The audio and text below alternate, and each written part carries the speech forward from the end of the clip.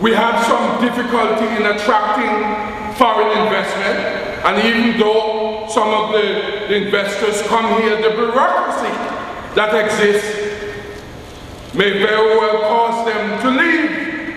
But I am saying, Madam Speaker, and I'm saying to the Minister of Finance, there are people in this country, local Antiguans, who have substantial amount of money that we can tap into and give them the type of concessions that we will be given, we will be prepared to give to the foreign investors. And I'm talking about, Madam Speaker, and I want you to listen, to people like the Hadids, people like the Shawns. They have money. They have money. People like Ryan, Madam Speaker. People like the Joseph brothers, who have demonstrated the capacity to expand their business in this country. People like the Pickers. George Picker is a wonderful man who would be prepared to invest in this country if he's approached.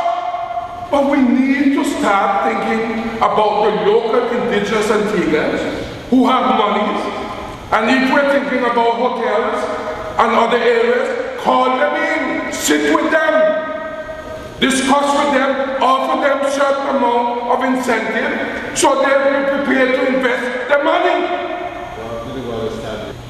Our public service here in Antigua needs reform.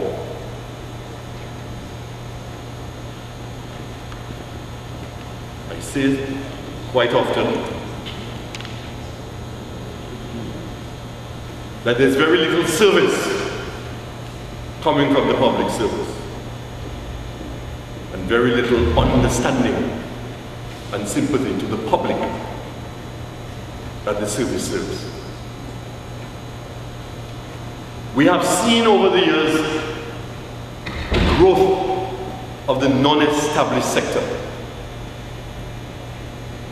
who are also being paid better than the established civil service.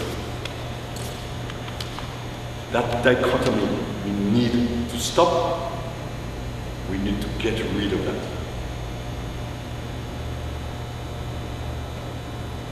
And that non-established public sector has been the creation of the politician.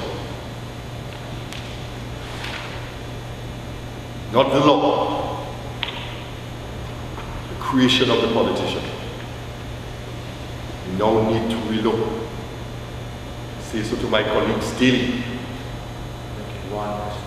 And I say so now boldly. We need to have one establishment. The reason why I have problems, I see something in here with 3,000 gallons of water. Just imagine 700 people have the capacity. 3,000 gallons, not dollars. No, 3,000 gallons is my salary, I mistake. 3,000 gallons, 721, 2.5 million gallons, that was the translated to people. 210,000 gallons of water. What we are doing is building fish ponds at home. No? That's a lot of financial burden to the taxpayers of this country. 3,000 gallons of water, $1,500 of electricity. What is the average household financial demand? $1,500. Who spend? Who will spend $1,500 a month? And so I'm saying that the cap can be reduced. It's a start, but next year I would like to see a little improvement on this cap. Because we're here to represent the people and we have to show that we are serious, that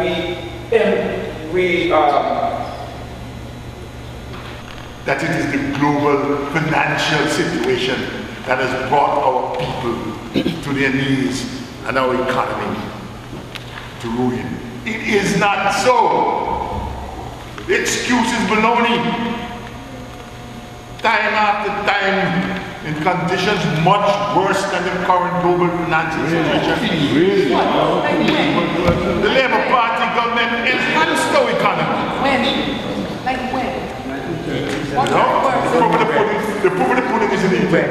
What we did is we kept employment high and advanced the standard of living for all in our country. You ever go around south and see the houses that are there? Or you don't get out that far?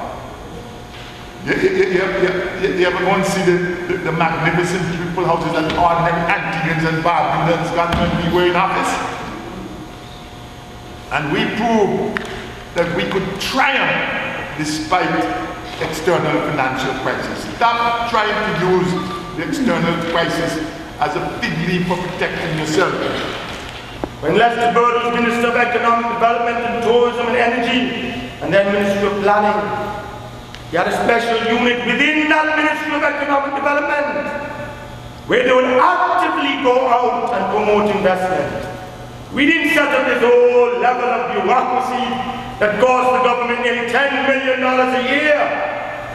The Antigua and Barbuda Investment Authority, and they have not attracted any meaningful, tangible investments to the country.